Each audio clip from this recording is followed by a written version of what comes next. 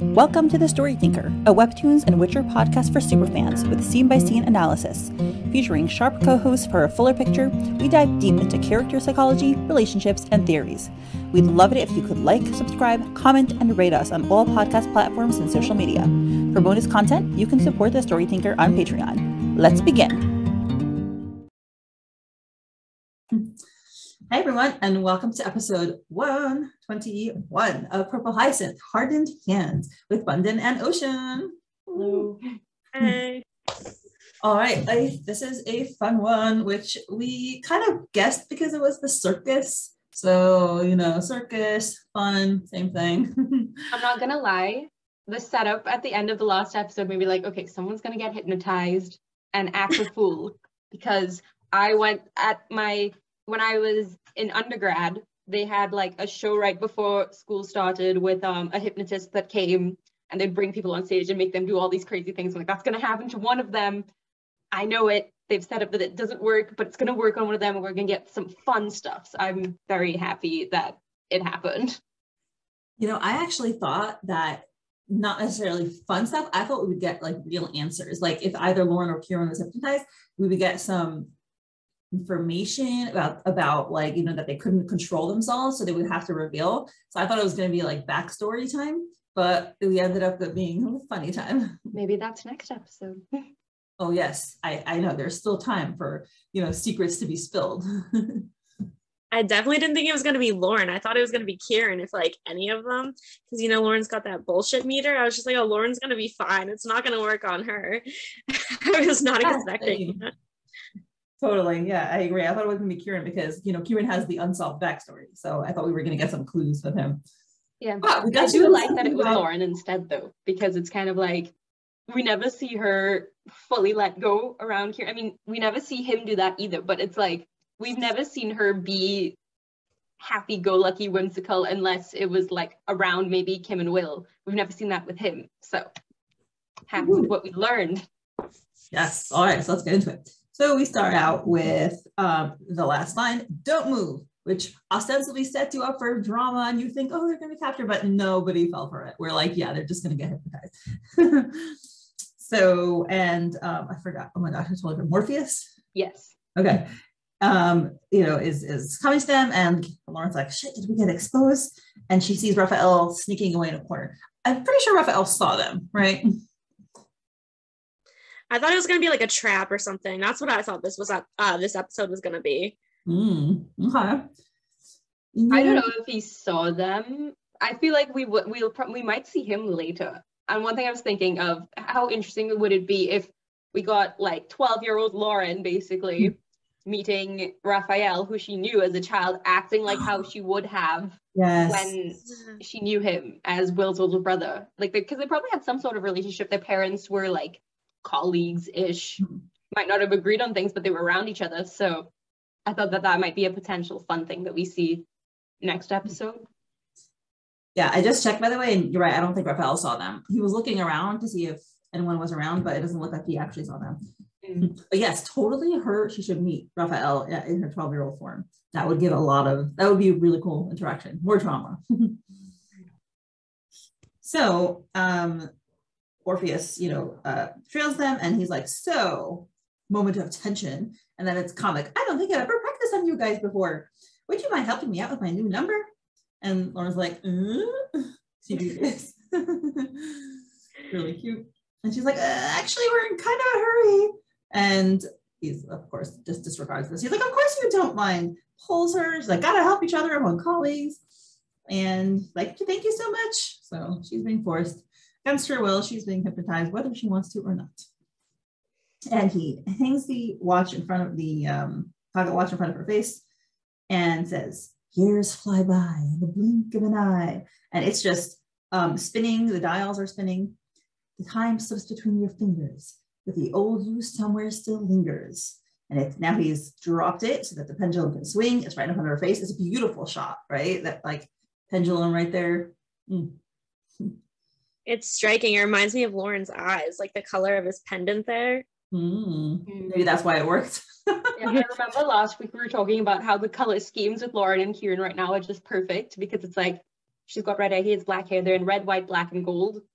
And it all just works, and it's like a really nice aesthetic. And they kind of maintain that color scheme throughout this episode, which I think is like cool to set a vibe in your mind, I think. It's like when you look back at these, you remember, oh, I don't know about you guys, but I associate things by like smell or color or whatever. So like for Purple Hyacinth, I associate like, oh, I remember the episode where they're tangoing. It's like red and gold. And then when the new season starts, like this new season, it's kind of like dark and gritty, but then we get some more like vibrant colors. And like, I don't know, that's a good way to kind of remember where like what arcs are going on. I don't know if that's just me though. Yeah, I hear.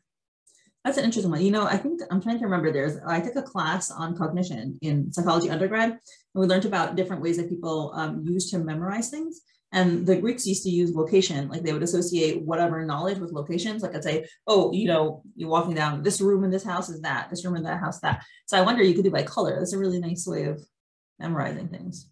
I know, it's very fun and artsy. Like I'm just boring. I just like numbers. It's all like math stuff, but that's so cool. Never thought about it that way. That is cool. I'm impressed with your math mind because I do not have one. Yeah, I'm not good at math at all. I don't like it, and I'm in science and data, and I hate math. Good luck. Yeah. So, and he continues swinging the pendulum, and he says, "But as you drift to sleep, a deep, deep sleep, and her eyelids are dropping, let the past this way creep, dropping even further, and on the count of 3." Your inner child shall be free. 1, 2, and you see it through her like hazily eyes. 3, and snap. Her eyes are closed. He's holding the pendulum in front of her. She opens her eyes and snaps his fingers right by her ear. She blinks, and again she's looking up at it. It's just like a still moment. You see like he's waiting. Then he sighs. He's like, oh, still not working, I see. But then, Lauren claps her hand to her mouth, becomes sheepified, and is like, why are you dressed so funny, sir? Ha ha ha! I love like her, even the way that her hair is with the bow and everything does make her look younger too, right? And like she's in like this whimsical outfit. She's got her hair up like in a ponytail with a big bow on it.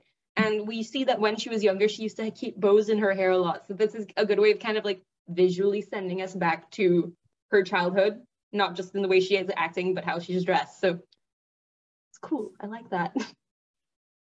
Yeah, the tutu fits it perfectly. Last episode, she was complaining about it, and it's just like, I don't know. They did great on picking her outfit. I love it. Yep. And now, I mean, she acts. It's very funny to see Lauren like this because, like you said, Bundin, she's so uptight usually, and she's so controlled, and she, doesn't let herself go like that. But now she's like, "Oh, you must be from the circus. That is so cool!" And she claps her hands. And with that hat and that watch, are you a magician? And Kieran's face, he's like, and Orpheus's face, same thing, so cute. And everybody else's face too. They're like, oh yes, that's panel. They are us because we're like, wow, Lauren, you think that she'd be the least likely to be like hypnotized because of her like intellectual like blah blah blah blah blah. But nope, that child was ready to just leap out, and everybody's shocked, including the readers. I actually thought she might be faking it to try to get information from people. So you know how like when King David was captured by 𝗵𝘃𝗻𝗃, he pretended to be insane and then they let him go. So I always thought like, oh, that'll be a strategy if I ever get kidnapped. I'll pretend to be crazy and hopefully they'll let me go. So I thought Lauren was using this child missing as a strategy, and then she would like sneakily ask questions and they would answer her, see what they say. But I was wrong. No, she actually seems to be genuinely hypnotized. So I was thinking too, like, because Lauren is so like stuck in the past with what happened with Dylan, like I feel like her like childhood is just like right there on the surface. So I feel like she is someone or like a candidate for like being hypnotized to like be more childlike. Like before Dylan disappears, like those good memories, she wants those back. Like I could see it. I could see it. I agree. You do get the sense that it's like Lauren wishes she could go back to that time and like reverse the past and like change everything. And in a way, her like hunting down these people and trying to like get justice is a way of her trying to make that happen. Well, not, she can't actually make that happen. People still died and everything, but at least make it so that it wasn't for nothing. So yeah, her kind of so easily reverting back to her childhood before all of the bad things happened could just be, and also on top of that, learning about her parents, learning about everything that's been going on, like her kind of going back to this innocent, naive self is kind of maybe something that she really wishes she could have deep down. I love that. I didn't think of that, but that I think is very profound and true. And Orpheus is ecstatic. He jumps up and down, claps his feet together, like, yes, I did it! It worked! I told you it would work! And Kieran has just become an outline, and he's like, she's acting. Right? She's got to be acting. And she's like, ooh, everything is so pretty! And she's just, her hands are out. The tutu, like you said, suits her perfectly. She's just become, her mouth is giant. Her eyes are large and wide. And she sees Kieran in the background, still shocked. Yes. And she sees, remind me, Artemis? Artemis. Yeah, Artemis on the balance bar. And she's like, ooh. And she like kneels down, she claps, and Kieran is just staring and it just does not know what to do. But then he has the sweetest smile on his face because he loves her so much. I think he's just happy to he kind of knows this is a side of her that he would never get to see otherwise. And it's just kind of delightful for him to have this stuck up, like kind of serious girl that he really cares about, kind of show off a silly fun side. Like, I think that's just something that he's like, oh my God, this is amazing. It's like when you see your friends do something really embarrassing, but like in a fun way, and you're just like you're laughing about it and you're like, yes. Like, I know that happened a lot in college. And let's face it, who wouldn't want to see their significant other as a child too? Well, I mean, only for a few minutes. I mean, not like permanently, because my person be my age, but yeah, I know what you mean. We see that in this as well. Like, it's all fun and dandy until she's off doing her own thing. I actually saw that smile as when you see someone you love and they're very happy, you're happy too. Like if you see someone, your kid being happy or your spouse being happy. So this to me was an affirmation of Kieran's love. It could be both. You could be entertained and feel loved, and like feel love for a person at the same time. I would say ¿por qué no los dos? Yeah, so sweet. And now she is just skipping and humming. These are things we never see Lauren do. And she is doing a handstand, which that's an interesting one, right? Like if you could do a handstand as a kid, like a cartwheel probably, you can do it as a kid, but you can't do it as an adult. Under hypnosis, do your skills revert back to it? Because I'm sure I could do like probably much more of a cartwheel as a kid than I can do now. So if I'm hypnotized on my body, just like regain my youthful vigor. What are the physics of also, how the hell is she doing a cartwheel when just putting on this costume had her wincing and being like cringing, right? So this hypnosis is doing some magical stuff to her mind for her to forget that she got shot in her arm like 2 weeks ago. I mean, yeah, you can follow this. This is not hypnosis. This is like rejuvenation therapy. I know hypnosis is used. Sorry? I was gonna say it's almost like the children heal faster. Like they can get totally wrecked and 5 seconds later they're ready to go again. Mm-hmm. But I do know that some therapies for dealing with trauma or dealing with anything can sometimes people will go under hypnosis and that kind of helps them slowly deal with it in a way. I don't know how good it is at working or like anything like that. I just know that it's a thing. So interesting to see her. Yeah, I used some kind of self-hypnosis / guided imagery for my birth. And I did 2 sessions with I think he was a psychiatrist, and he did medical hypnosis for people who the medical establishment had not helped at all. He did hypnosis for that. And that was effective. Yeah, Yeah, so okay, so Kieran is laughing his head off, which is my, I don't know, my favorite part of the whole episode, because this man is usually under so much stress and has so much pressure in his life. And like, okay, we've seen him smile a little bit, usually like these sarcastic smiles, but he is full on laughing. He's like crying out of laughter, basically. And this is just amazing. I mean, this man has joy in his life. You know, I was just, when I saw that, my heart melted a little bit, because like, yeah, you're right. I was like, I don't think we've ever seen this guy have like a full like belly laugh about something just completely silly. We've seen him be entertained. We've seen him like chuckle. We've seen him smile. We've seen hit like that. But this is such a genuine reaction out of him of just being like just joy. And it's just like, it's so nice to see it. I wish we saw it more. Oh, emotions. And he's gone to the extent like where he cozies up to this total stranger, which I don't think is a typical Kieran thing to do. Like, I don't think he's comfortable with physical touch like that, let alone to this random person. And he just like leans on his shoulder and says, so, when are you teaching me this trick? I am ready to sell my soul to the devil to learn this. But you know what this reminds me of? Lucas taking pictures of like drunk Kim. Yes. 100%. Just wants to blackmail her again. I knew it as well because Lauren is present. This is something that kind of was like, ooh, interesting, because sometimes in like parts of this section, we see a lot of Kieran's thoughts, but when people speak, we still see the lies because Lauren is present. So I think that's like an interesting way, because like him saying that he's ready to sell his soul to learn this, he was not lying about that at all. He's like, I need this more in my life. He's getting like serotonin for the first time in like 10 years. Yes. So. Well, I mean, we've already kind of established that like exaggeration and sarcasm doesn't really pick up, the line detectometer. Also, I don't know if she's actually listening, by the way. No, well, that's the thing. I don't think she's listening for a lot of these as well, but like just her being around, like you can see the lies still, which I thought was like, ooh, interesting. So he is so proud, and he just like goes like sniffs his nose, like a magician never reveals his secrets. And now Kieran looks at her worried, and he's like, and how do you get her back to normal? And he's like, oh, that's easy. Hey, kiddo. I'm like, me? Come back here.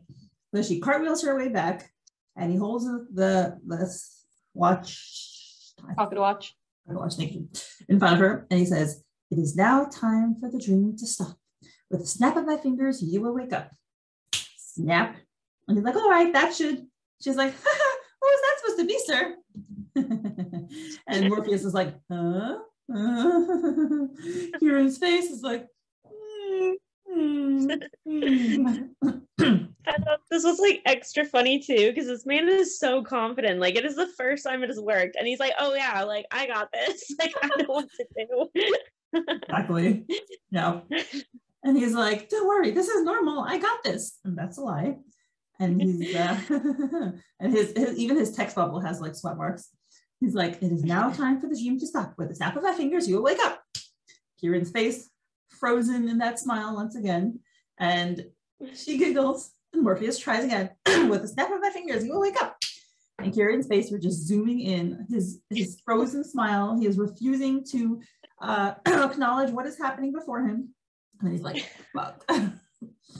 This is the face of a man who knows he's gonna have to deal with her crap. Because like, again, I've gone out with my friends before. We'll go and like have a good time at like a bar or a club or something. And we're all having a good time. But then you just see that one friend who's clearly too drunk, and you're like, oh, I have to take care of this person for the rest of the night, don't I? That is the same vibe I got from this man. Like all our other plans, nope. Got to get them home. Got to get them hydrated. Got to get them like lying down and everything and good. Yeah, no Raphael investigation. It's like, get Lauren away. Oh my goodness. What is it gonna, I'm very curious to how this will end. What are they gonna do? Like, how long is she gonna be 12-year-old Lauren for? When does she go to work? How does she get home? Like, what is going on? Is he gonna have to bring her home? And then Tristan is gonna be there like, are you the man? Are you the one? Sorry, I saved her last time, but and he's like, yeah, no, you're not marrying my niece. And Orpheus was like, and Kieran, makes this like, I don't know how to describe that expression, but it's a very funny one. And he's like, you do know how to bring her back, don't you? Yes, absolutely. It's a lie. This is nothing to be worried about. I'm just gonna go grab something.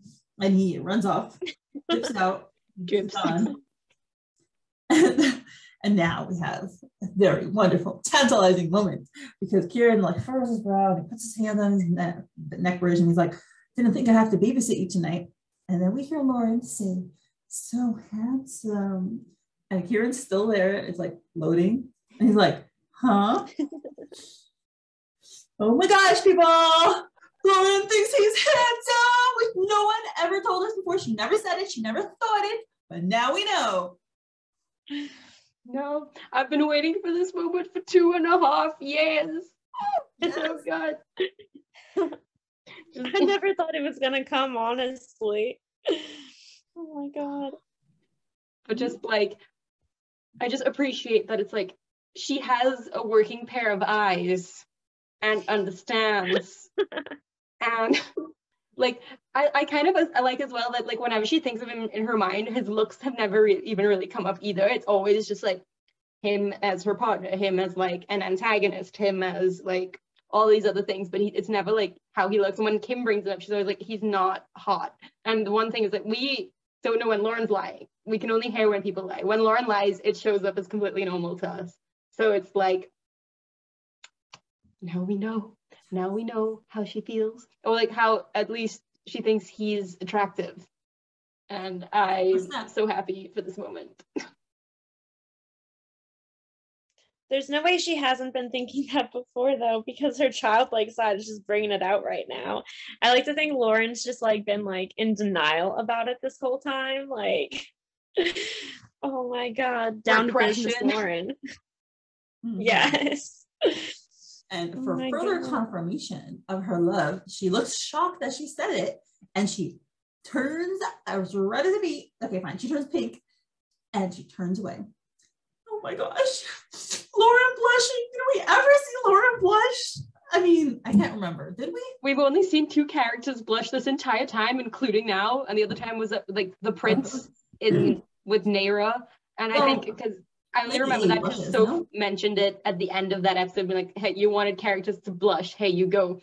So I think Will blush. I think it wasn't Will blush with Kim a few times, and then Lady A blushes with Will too. We never get that like huge pink one. It's always like the little marks on the cheeks. Right. This is full on like, I have a crush blush.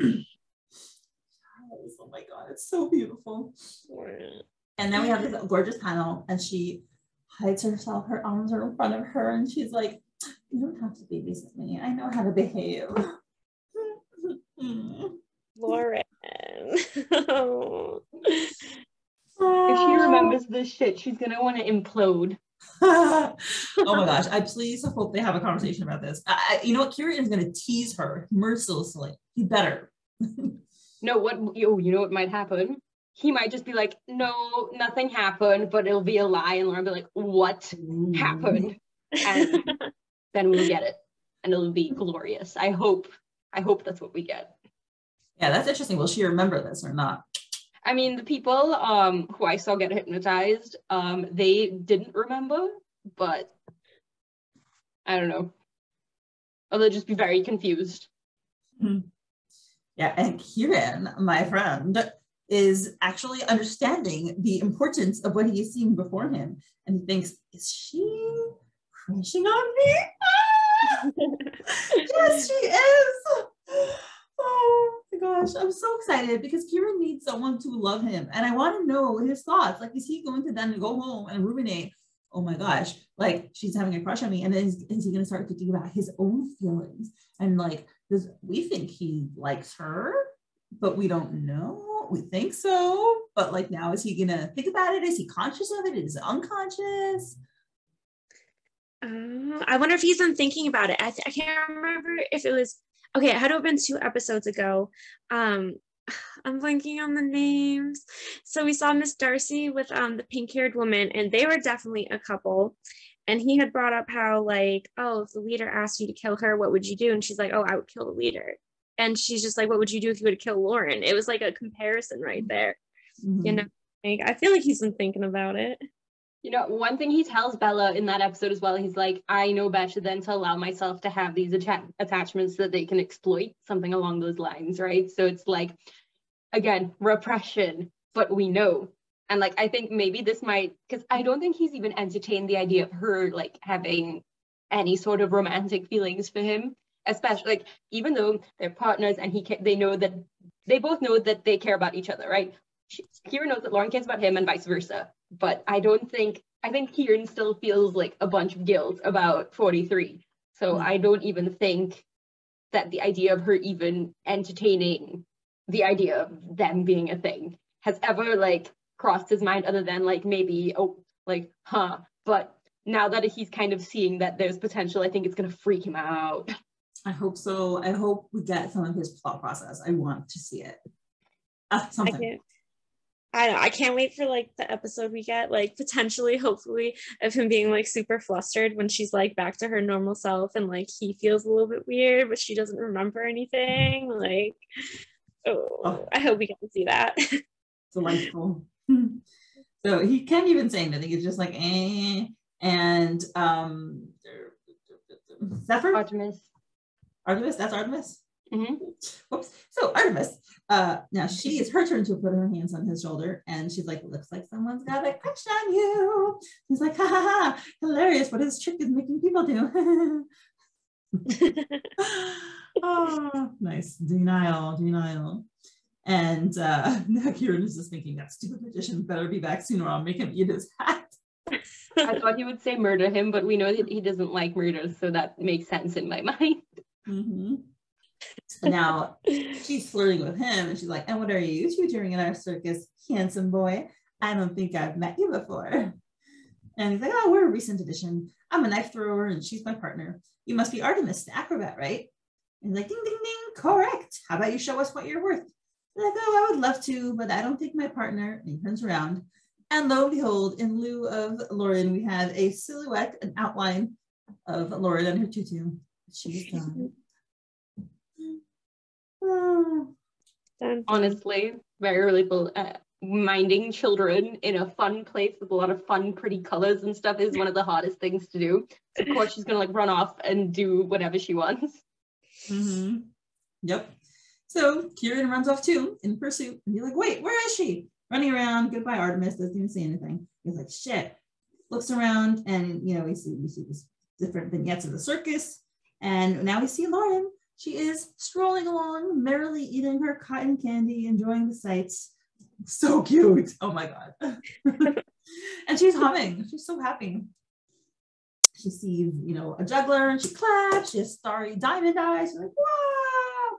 And she puts on a mask. She's like, ooh. She's just popping candy after candy. She's eating a different kind of candy now. And then she bumps into someone, and she's like, oh, so sorry. And then we see our Lady A, who is everywhere. No matter where, she's just there. It's like, outrageous! How dare you? And then we stop. We have a lot of cherries in the back. Why do we have cherries in the back? Is there a reason? I don't know. I was just thinking that. It's like, why is it cherries? I understand the hearts and like the little like yellow dots, but cherries? I don't know. It's like a thing. Like, like kids like simple pattern fruit. I don't know. Maybe she was eating something with cherry flavor in it. Mm-hmm. Yeah, that's a good one. I looked in her hair, but no. But she has managed to. Her hair is quite extraordinary. It's like waves or like tentacles. It kind of reminds me of like a tree, and it's got all these things hanging in it, like a tree with no leaves in it, or like an ice sculpture. Yes, she's quite incredible. She's light. We have a whole close-up just of her hair. And Lauren's like, your hair is so amazing, my lady. Can I touch it? Can I have this hairstyle too? It's like, oh, stop it. You are too kind. Of course, I'll help you fix that boring hair of yours. Okay. My question is, does this woman recognize Lauren from like everywhere that she's seen her, right? Because obviously she was disguised when they were tangoing. She was in her ninja suit at Carmine Camellia, but she saw her face at the police station, and we know that she recognized Will, though I don't know if that's just because she thought Will was handsome and that was the whole thing, but I feel like this woman's just gonna know all of the answers to everything by the end of this. Yeah, I don't know. I think she's sus. I don't know. I mean, theoretically, maybe comic relief, but yeah, I'm gonna go with honestly the leader. No, I'm rereading it with my roommate. When she was reading it for the first time, it's like, this woman just keeps showing up everywhere. This is suspicious. I was like, honestly, that is a theory that she and the butler are sus. If the butler is the leader and she's like Apostle 4 or something like that. She's beating the shit out of Kieran. Oh, God. Yeah, I shouldn't say what I'm thinking, but it seems like the kind of lady who would enjoy it, and in a certain kind of way. Just gonna say that. I mean, she was just about to go off on Lauren for bumping into her. That's all that took. Yeah. I don't think she's a nice person. Well, honestly, the moment she molested Will, I was like, Lady A, you are in a bad book. Yeah, that was not good. Poor boy was traumatized, and that's honestly not a cool thing to do. Yeah. Just because you're like, whatever, 6 years old and female does not mean you can sexually harass people. So, yeah. Yep. Just do that with your butler. He apparently likes that. Exactly. Okay, so we have Tap Tap, and Kieran is looking for her, running around, looking right and left. He's like, can people stop disappearing tonight already? Where did she go? And he's talking to, oh my gosh. Is this character supposed to look like someone, or am I crazy? No, I think it's just a random worker. Okay. I don't know. Maybe he has the goatee of March in my head. I'm like, is this a character we know? But okay. Guy in a boat, and a peddler boat. And then he, taps someone who is wearing a similar outfit to Lauren, but it's not her. And once again, looking around, he's huffing and puffing. I'm like, okay, dude. Like, yes, we know he's still injured, right? So like, just this physical exertion of just running around is making him huff and puff. And he, lo and behold, what do you know? Whose tent? Who does he stop in front of? It's a curtain with stars, mysterious looking, and who is there? Our fortune teller. She has a name, right? Hecate. Thank you, Hecate. I'm so sorry. And she's just standing there with her arms folded. The person you are looking for is not here. Hey, we could be like, the person you have dialed is not available. And aura of mystery. And he's like, yeah, I realized as much. Looking for my partner, red hair, wearing a big striped tutu. She's been hypnotized, so you might have seen her cartwheeling around. And she steps forward, looks around, kind of like to see if anyone's listening. And Kieran is shocked, looks surprised. By the way, he's so stunning. I think it's because I like line art. So I think his eyes look exceptionally beautiful because they're like just outlined. He's just such a beautiful man. Oh my gosh. I saw a post the other day, and it's like, sir, you no offense, sir, but your character design is gorgeous. It's just like, yes. I really like too how like when they're wearing masks, like even in other episodes, they want you to like see what their eyes look like, so you see through that. I always think that's a really cool detail they do. Yeah, it's smart because eyes show like the most expression on your face, right? So having big eyes or like showing eyes is a really good way to show emotions in a character. So it makes sense that they do that. I'm glad they do. But also like when you just see like the black on their eyes, I feel like that's kind of the cool, mysterious vibes. But in the moments where you really need to get that character expression, having that shown is really smart. Yeah.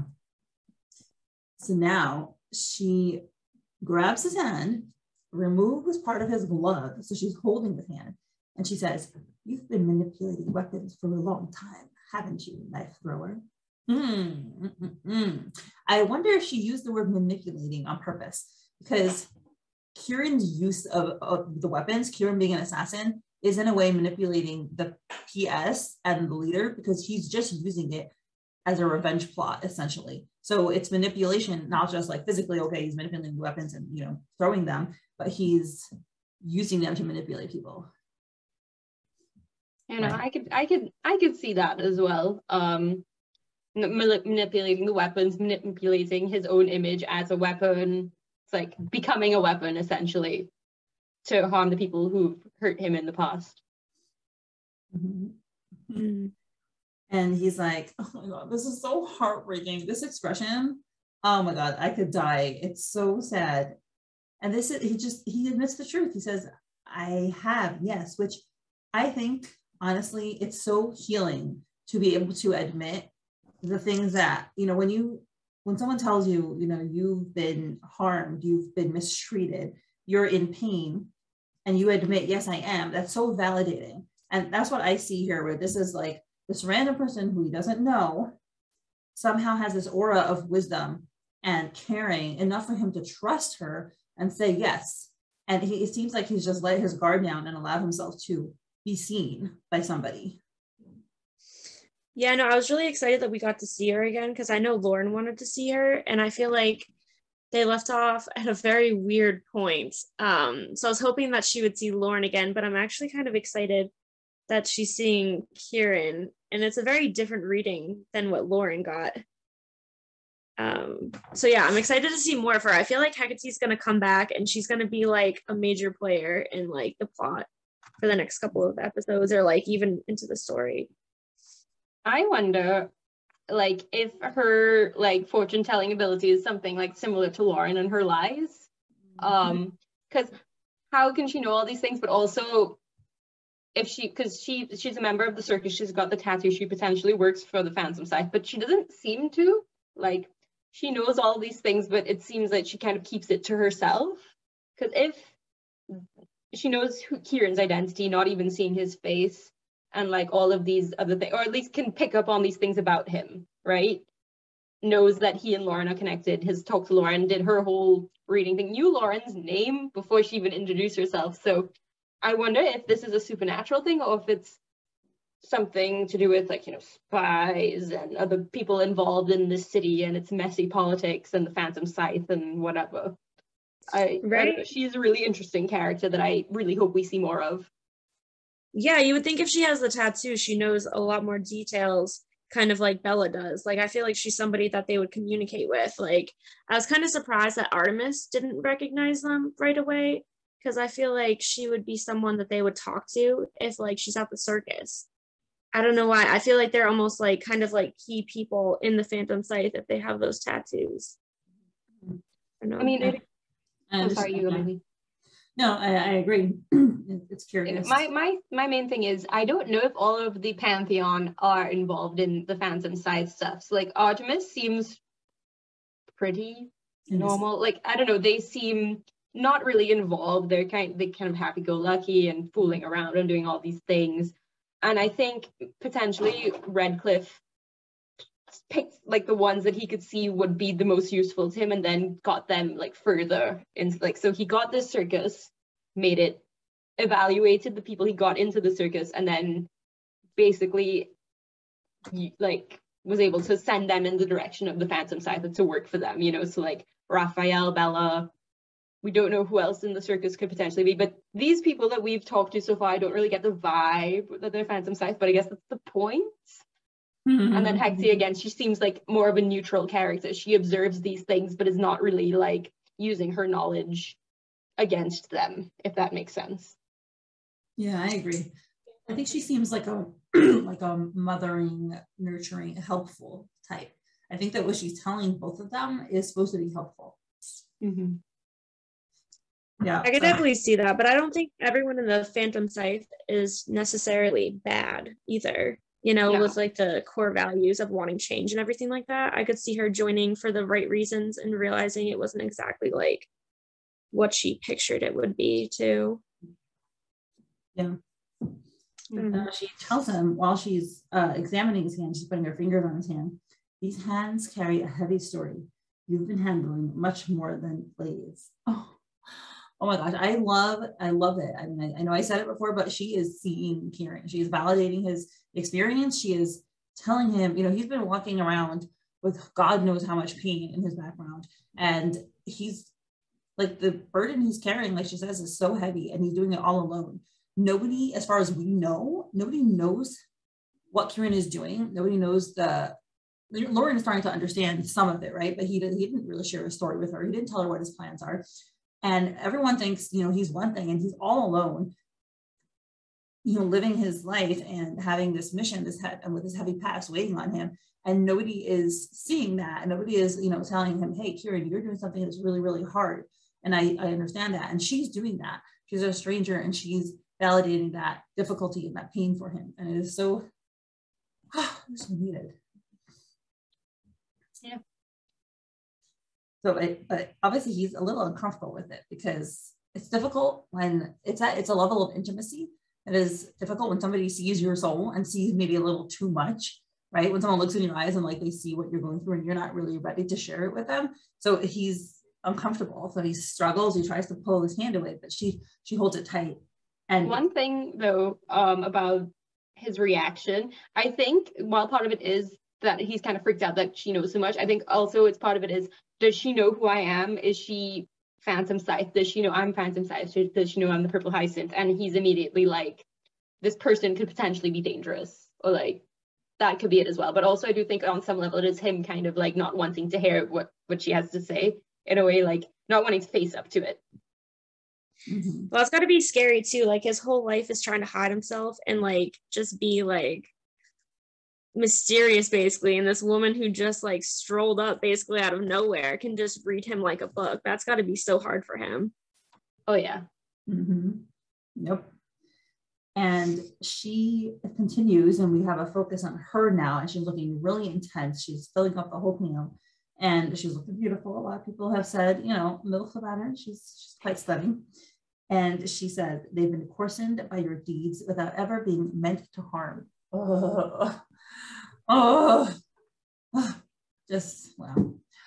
She can literally see that in his nature, he is not a violent person. He's not someone who wants to cause pain, to hurt people, to kill people. Like he wasn't destined in a way, he wasn't built for that, but he did it for whatever reason. And I think that that's just a really good way to say it. It reminded me of a scene from one of my favorite animes, which is Full Metal Alchemist Brotherhood. There's a character and she's like trying to get revenge, not to spoil it, but there's a character who finds out about a person that like hurt her family. And she's like a person who she makes like prosthetics for people, including the main character. And she like picks up the gun and is like about to shoot this person, but she like can't in a way. And then other things happen, that person goes away and she doesn't do it. And her friend prevents her from doing it. And she's like, why couldn't I do it? And he's like, it's your hands. They weren't meant to kill. They're meant to give life. And that just reminded me of that. And it was so good. Yeah, it's beautiful. And she continues, reddened by a promise that made your fate mine, veer away from his path. They've been clutching onto ghosts for so long, they don't know how to let go anymore. All right, what's this? Let's break it down. What's this promise? I have one theory on the promise, but let's hear yours. I think, I don't know, I think everybody thinks that maybe he had someone when he's younger. A lot of people think maybe it was Dylan when they maybe got kidnapped together and everything.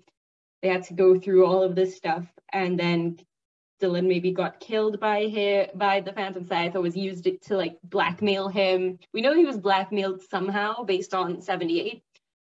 And ever since then, and like we know that it was an event that even Bella was like, why do you still work for us? Like, why are you here? So yeah, something like that happened, and he just was like, okay, I am going to get revenge. I am going to take down the people who killed my friend. I probably killed. And I like that because the way that she's saying it is, you could have this conversation being with Lauren, and it would be basically the same thing. Like Lauren as well is unable to let go of the past, keeps holding on to this, can't move on. Everything she does is because of her dream or her need to take them down for like killing Dylan, basically. So I don't know, it's a parallel basically between them, I think. Yeah, they're meant for each other, match made in heaven or hell. Right, both unable to move on and heal and grow. Yeah. I wonder if that's going to be their message at the end, like their character arc, where they have to let go of the past and be in the present together. I think of this because Soph did a thing with Webtoon once where they were like, what does purple hyacinth mean to you? And she said healing. Yeah. And I tried to think of it through that lens, because you do get the setup of like, okay, we haven't healed from this event. But like all the characters kind of have that too. Will hasn't healed from his brother leaving and the responsibility that he got put on him. Kim, we don't know much about Kim, but we know that her sister's death greatly affected her. Whether or not she's like moved on from it, we don't know. Lauren and Dylan and Kieran and whoever it was with him, but they all have this thing that happened that still like they carry with them to this day. And I think that is a big part of the narrative and the character arc as a whole for all of them. Mm-hmm. Yeah. Ocean, what do you think the promise is? I kind of thought it was the promise that he kind of like accidentally, but not really, was kind of more forced into with the purple, not the purple hyacinth, but with the phantom scythe. Like they must have said like, you need to do this for us and we won't kill you, or we won't hurt like said people, or you know, like something like that. I feel like he made some kind of promise to them in exchange for something, whether it was like to get out of like the Grey Chapel or to help more people or something along those lines, kind of with the phantom scythe. Okay. Yeah, I mean, yeah, that makes sense. The thing that I thought of first was the promise that he made to himself to take revenge. But I think what you guys saying makes a little more sense. But either way. And yeah, interesting. And now Kieran is shocked. He's this really intense look on his face, and he's like, "Who are you?" And she just smirks and she's like, "Who are you afraid that I am?"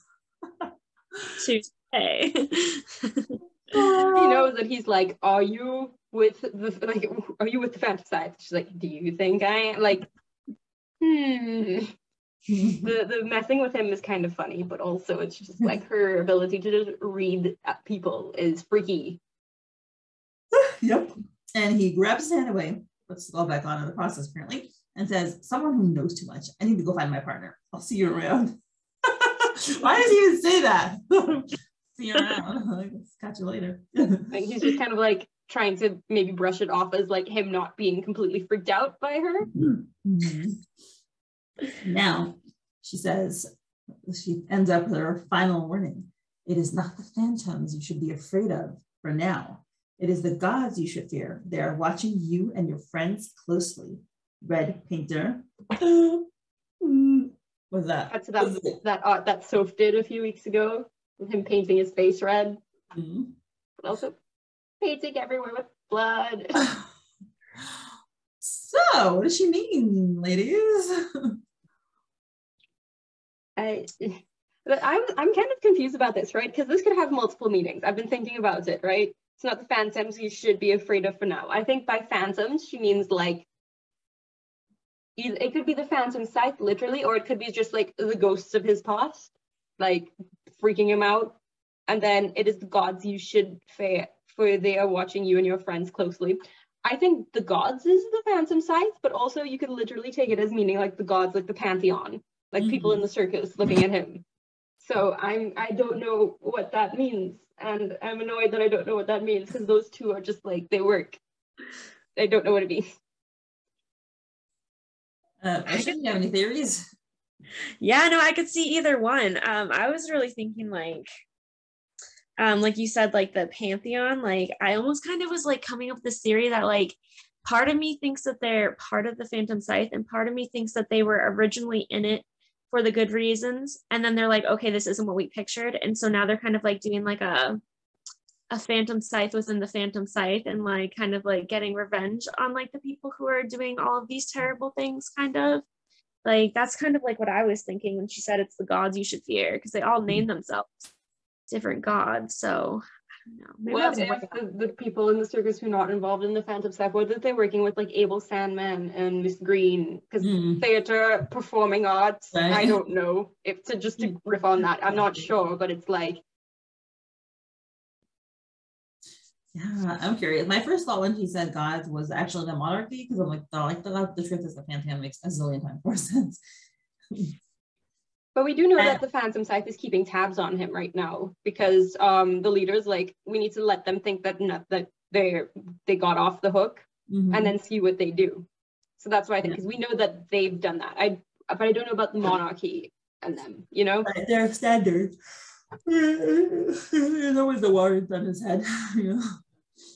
So also it says that your friends. Who are his other friends? He's only got the one we love.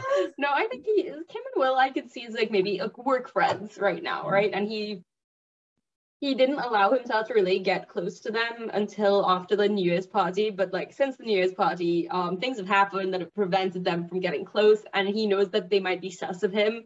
So maybe he's not hanging around them. But I could see that. I don't know, Bella. Yeah. Maybe he did say that she was the closest thing he had to a friend for a long time. So maybe he's got Dylan hidden secretly away, still around. Break my heart. That's another thing as well, right? That I think about with Dylan is that if he and Dylan were friends and they knew each other, I feel like Dylan would have mentioned his friend who can hair lies and has this red hair and she's really cute or whatever, right? Which is why I think that it was Dylan, because then like why did he hesitate? Because he knows that she can hair lies, maybe suspected that was her, but then was shocked to see that she was the police officer chasing him, and that's why he didn't kill her immediately. That's like my personal theory. But yeah, I don't know, could they have done that? I don't know, I kind of lost my train of thought a bit, but you know what I mean. It could be, but I feel like if Kieran knew that Dylan was alive, like considering everything else he's told Lauren, like I feel like he definitely would have told her that, because that would have been like a very shocking and somewhat healing, kind of like traumatizing moment for Lauren. Like I feel like he would have just disclosed that information to her probably. Oh yeah, that's where I was going with this. It's yeah, so like he didn't even know, but like the other thing that kind of throws a wrench in that is that if Dylan were alive, but also he didn't seem to know that Lauren was at the train station the day it blew up. Because like I remember I was rereading the Factory Log recently, because again I was reading it with my roommate because I wanted to see all her reactions, and it got to the part where she's like, I've been in a situation like this before and I panicked. He's like, what do you mean? Like, so I don't know, I take that as personal, like he doesn't realize that she was actually there, because they never talked about that, have they? She's never talked about her motivations and he's never talked about his. That's like the one rule that they had that they've not crossed over, right? So I'm really curious about what would happen if he finds out she was there, if he's somehow connected to that. Would he tell her about anything that he might know about Dylan? Because again, I don't even think he knows. That she knows him? Yeah, like that she knew Dylan. Well, like that's the thing. If Dylan mentioned her, then he would know that she knows, but maybe he doesn't realize that that's her motivation. Does that make sense? Like he knows that they knew each other, but maybe they didn't. I don't know. My theory brain just kind of spiraling out of control. Theories are contradictory. Only one can be true. Yeah, no, definitely. I think the closest they've come to that conversation was they were at the bridge late at night, and she asked him like, did you take any boys or something like that? Or did the Hampton site take any boys? I feel like I remember. I feel like I need to go. It was just children, I believe. They said that they took kids, and I saw at the recap that they mentioned that they took 2 kids. Oh, okay, yeah, that's interesting. And when 𝗪𝘕 said, "Are they dead?" Yes, no, I don't know. That means one of them's dead. Yes. So. And Stitch was right. She accidentally gave away information in the recap. Maybe. Yeah. Well. So Kieran is just as confused as us, and he's like, "What do you mean, fortune teller? What do you know?" And she's like, "Just as much as you do," in a cold voice. And she's like, "Follow the lights to find your friend. Find her, and quickly." And she turns around, gives him a mysterious glare. He's like, "What?" And you know why? Because the hair lady is sus, and she knows it. Yes, that is a good one. What if she sees Raphael and is like, handsome man, because the Hawks men are both attractive, and like tries to go for him, and then Lauren's like, ooh, I know him. Like, and then we get that whole thing. Oh my god. And then he knows that she's a cop, probably, because he was potentially there at the factory and all that stuff. So he knows, why are you dressed up as a circus thing? What are you doing here? Like, and that will cause a bunch of crap. Why are you acting like a 12-year-old? And yeah, I'm just concerned now. Oh god, I hope that she doesn't get hurt. I hope that things don't get revealed that should not be to the Phantom Scythe people. Yeah, I'm kind of thinking that Bella might be the threat because, I mean, I guess I don't think she's actually going to kill her now because Kieran kind of told her not to. And she's like, okay, fine. But, you know, they did warn each other, okay, like stay out of Bella's way. So I don't know. That was just my first thought about the danger she might be in. Imagine, they've never spoken, Bella and Lauren. I need that. I want them to have a conversation about things. Yeah. Also, I just realized as well, it's been 2 weeks since she got like injured and has been home and stuff. That means we're 2 weeks away from that 1 month later shit. Oh yes. With Darcy. Uh-huh. Jesus. Not Kieran. We're gonna get the stuff with the opera house, I assume, soon. And then I'm concerned. I'm very concerned. I love Abel, but it better be Abel. That's all I'm saying. Abel should go down in a glorious flame of fighting and take down a lot of bad people with him. You're just ready to throw Abel away. I mean, what are our other options? Kieran, no. Dylan, no. I mean, wait a second. Dylan, maybe. Tristan, no. Dakin, no. Will. I mean, the only one that makes sense is Salmon. Stefan. I wouldn't mind seeing Stefan go down. What? I wouldn't mind seeing Stefan go down, honestly. Yeah, but she wouldn't be so sad. Shit dad. I don't think they would be so sad. That'll make Will sad. Yeah, but Will's not in the cave, so. and it could be Dylan. That's when that prophecy, like where, you know, she's asking her for information. She found out he was the kid of the car, blah, blah, blah. And then she asks what happened to him. And then she hears he's dead. That's another theory. I feel like if they bring Dylan back just for him to be dead, I'm going to be shook. Like, are you serious? He's been alive this entire time and you brought him back to be killed. No, so what I think is what she's gonna say, like if that happens, it's gonna be that she finds out that he was one of the kidnapped boys and that he didn't die in the explosion, but he died a couple of years later. Let's say if he was the guy with Kieran in the cell, he was a protectee, he took care of him, they became friends, and then he died like whatever, I don't know, 7 years ago instead of like 10 years ago. That's what I thought she was saying. But yeah, okay, yeah. They would bring him back and not even have like 1 second and then he's dead. No, that makes way more sense. Yeah, I feel like that's a very real possibility. So, any more thoughts? As a whole? I like the author's note joke this time. If Kieran had a LinkedIn, his resume would have skilled at assassinating people in aesthetic ways and experienced in babysitting. Mm-hmm. Which I've been on LinkedIn so much recently. I was like, I would love to see someone with that, honestly. Or like, I would just be like, experience that babysitting in unusual situations. high stakes situations. High stakes. I was a little saucy about that. I was like, I don't know if you can say that. He lost her in 5 seconds. Well, you're not wrong. It doesn't mean he's good at it. He has experience. Yeah, skill does not mean good skills, like, or a lot of skills. Like, I've done it. It doesn't mean skills, it just says experience in babysitting. Okay, that's fair. Yeah, experience. One thing I will say about this episode is I like the variety of what we got. We got funny, we got dumb, we got relationship things, we got Lockie, got Lauren finally admitting that he's hot. Then we got the sad stuff and the introspective stuff about Kieran and his character, and I'm just like, yes, give me all of that all of the time. That is what I like from the series. Danger. Yes. Yeah. Mm-hmm. Oh, I loved it. I love emotion and angst, so obviously I love the Kieran, you know, drama and his pain, and obviously the fact that Lauren is, and okay, I can't say I'm in love with Kieran, but thinks he's handsome. He's into it. He's gonna have an existential crisis about it. I feel it. Do it. I'm so hoping that next episode we finally get the end to the mystery if the lamp head lady is sus or not. Like, I swear, if we get into the next episode and she's actually just innocently doing Lauren's hair and like Bella shows up, I'm gonna be like, ah! Like, I'm just waiting for the reveal. Like, I know it and I feel it in my soul. Yeah, she's not I like happy. that. Maybe we see that fulfilled. Yes. Yeah, I don't know. I honestly, the truth is, I do think that if she is sus, it'll come all the way at the end.